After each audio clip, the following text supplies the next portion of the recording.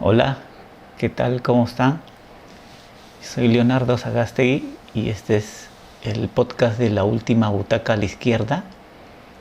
Estamos Hoy vamos a empezar un nuevo programa con un tema que ya lo queríamos tocar hace ya unas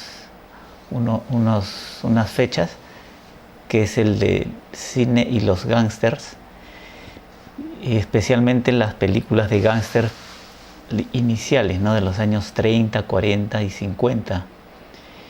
Y para ello vamos a conversar junto con John Pacheco, que ya se está conectando, y vamos a conversar de algunas películas que en esa época han sido consideradas obras maestras, ¿no? Y las hemos revisado para poder comentarlas junto con John y con todos ustedes, ¿no? Antes de iniciar con las películas, más o menos para poner en contexto, en esa época de la que estamos hablando, es que hubo una especie de autocensura que se impuso Hollywood con el ya conocido Código Hays, ¿no? Que era como un sistema que creó el propio Hollywood para evitar las películas de carácter violento o películas que mostraban mujeres fatales, ese tipo de personajes que a la religión católica no le parecía, ¿no? que debían ser mostrados, ¿no? Y por eso en esta época es que apareció este código Hays, que fue una especie de autocensura de los mismos productores de Hollywood, que crearon para que no exista, para filtrar, ¿no? Películas, y que solo se puedan ver películas que no rebasen cierto nivel de violencia, ¿no? Esta código Hays apareció en el año 34, a raíz de que años antes, desde el año 29-30, se empezaron a producir muchas películas con bastante contenido violento, porque también era la época en que... ¿Sí me escuchas? Sí, decía que esta era la época en que apareció la prohibición del alcohol, de los gángsters, y también años antes había sucedido la crisis del 29, ¿no? Entonces la gente no tenía mucho poder adquisitivo y dejó de ir a los cines. Entonces los productores empezaron a mostrar cosas más violentas, más atrevidas, y ante eso un grupo de católicos se quejó, ¿no? De que haya un contenido así tan violento, tan fuera de lo que ellos consideraban lo adecuado, ¿no? Y crearon como una especie de legión católica de la decencia, que era la que calificaba a las películas que debían verse y las películas que no debían verse, ¿no? Entonces, por eso es que Hollywood creó este propio sistema de autocensura para que no los regulen otras entidades externas, ¿no? Como el gobierno o alguna otra iglesia, ¿no? Bueno, esa era como una especie de introducción, ¿no? Ahora sí vamos a empezar con las películas, ¿no? Que vamos a comentar. Y la primera iba a ser Enemigo Público, que es del año 31, que, como mencioné antes, esta película es previa al Código Hays, ¿no?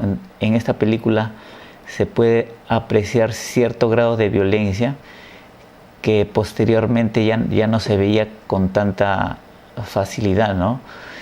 Y es la historia de un gángster que desde chico empieza a delinquir, ¿no? Y cuando llega a la ley seca, se dedica a traficar y robando alcohol, ¿no? ¿Qué te pareció a ti, John, esta primera película, Enemigo Público? Eh, Siempre digo de que, antes que nada, bien buena la introducción, Leo, sobre lo que cuando mencionas el código Hays. Es un código de censura que se aplicó en el cine de Hollywood de esos años, ¿no? En la década de los 30, 40. Pero tú ya lo dijiste, todo lo concerniente al código Hays, así que vamos a entrar de lleno a la película El enemigo público. Como siempre digo, estas películas que son contemporáneas,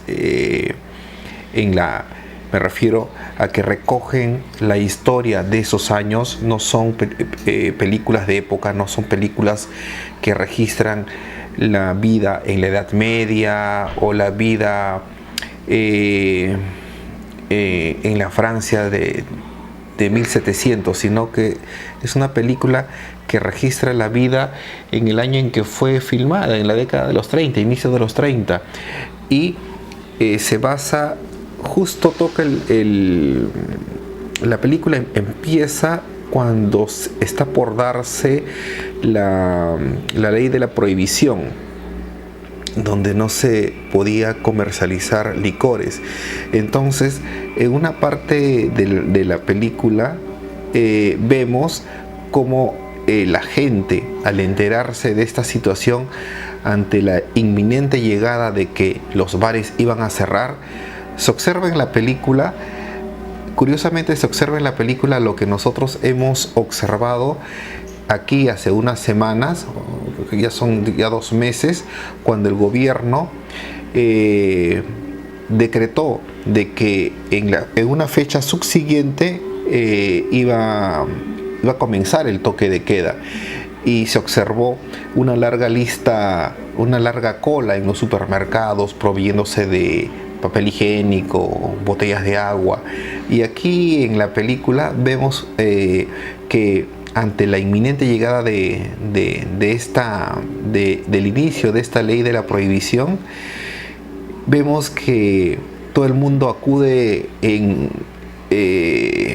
mansalva hacia los bares y se provee de vinos, licores, pequeños barriles de cerveza. Llega una camioneta y la camioneta bota su contenido, que son flores, y allí ingresan los licores. Las amas de casa dejan al niño dejan al bebé en la casa y utilizan el cochecito para llevarse cerveza. O sea, es un pandemonium los previos al inicio de esta era de la prohibición.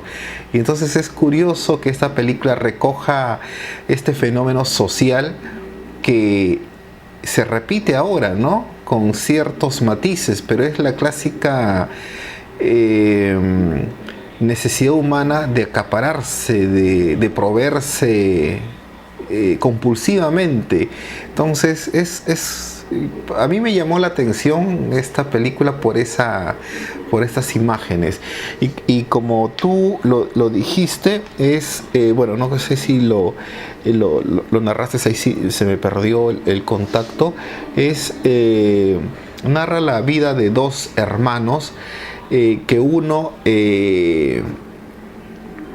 ingresa al mundo del AMPA, James Cagney, y el otro es un tipo que, déjame ver mi plaje, es un tipo que sigue una línea opuesta a él. Y aquí recojo unas frases que me gusta, y que el cine siempre te trata de reforzar esa idea, ¿no? A través de los villanos.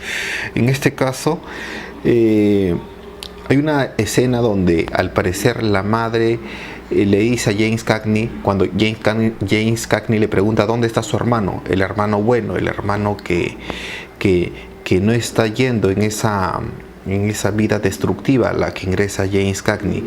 Y su mamá le dice: tu hermano está en el colegio. Y James Cagney le responde: está en el colegio aprendiendo a ser pobre. Una línea muy fuerte que no hace más que clarificar la idea de la vida rápida.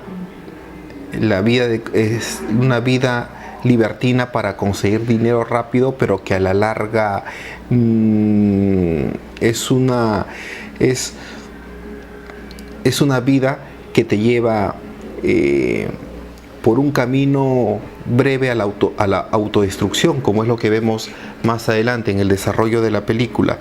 Y es una película que está llena de frasecitas que tiene memorables. Por ejemplo, hay otra que lo dice una de las pretendientes de James Cagney cuando le dice: la cárcel, no todos los que están allí deben estar allí. Se refiere a la cárcel, dando otro mensaje de que la cárcel es un lugar que recibe a todo el mundo, pero que no necesariamente el que está cumpliendo esa condena puede ser culpable, ¿no? Y que a la larga también es uno de los hilos narrativos del cual se nutre ya muchos años después Hitchcock, para dar la idea del falso culpable, ¿no? El tipo que es injustamente acusado y que es llevado a la cárcel, o que es sometido a la más que es injustamente acusado por un crimen que no ha cometido. Pero esto es lo que puedo comentar sobre Enemigo Público. ¿Qué más se puede decir de esta película, Leo? Como comentas, el protagonista en estas películas suele ser siempre normalmente la persona que está, digamos, en el gángster, ¿no? Está contada desde el punto de vista del personaje negativo, ¿no? O sea, del malo, ¿no? Él es el punto de vista, y suele ser en todas estas películas, en casi todas, que el narrador, el punto de vista del narrador es el personaje negativo, ¿no? O sea el delincuente, ¿no? Y es también como una constante que vamos a ver en casi todas las películas que vamos a mostrar. Otro detalle también, como te comentaba, esta película está hecha previa al Código Hays, y hay también una escena de bastante violencia que ahora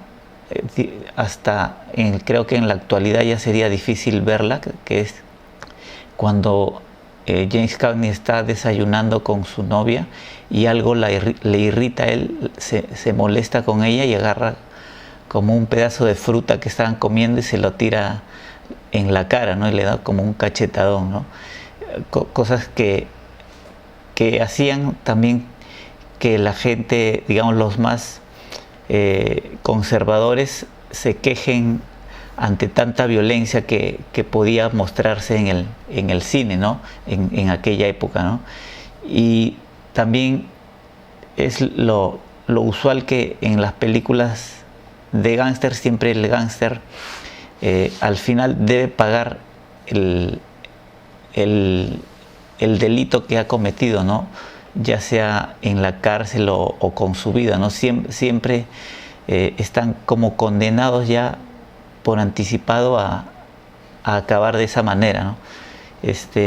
No sé si tendrías algo adicional que comentar.